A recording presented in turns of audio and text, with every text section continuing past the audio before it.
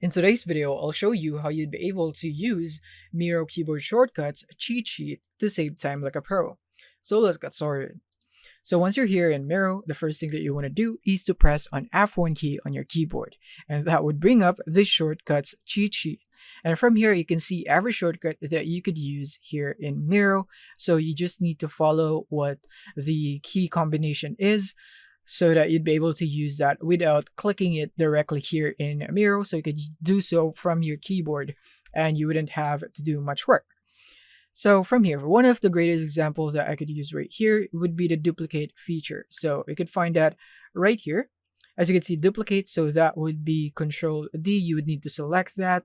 Or if you are not using the keyboard, is that you would need to do it like this. So basically, you would need to click on the shape and then right click, and then you would need to duplicate it from here. So click here on duplicate. So that's the process of duplicating. But if you use a keyboard shortcut, is that you just need to select that and Ctrl plus D, and then boom, there it is. Less work, right? So that would save you time and efficiency.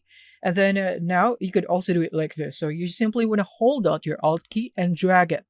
Just like that. It's very easy, right? So this is much more effective compared to right clicking and clicking here on duplicate, which is gonna take some time. So if you would want to save time as much as possible, I highly recommend that you use the shortcuts here in the shortcuts cheat sheet, where you'd be able to see every shortcut available. So yeah, you can just feel free to explore this and see which shortcuts you use the most, and make sure to memorize it so that you would be able to save a lot of time, because you are gonna use this on your whole process and creating your Miro board. So that's it. Thank you for watching and see you in the next one.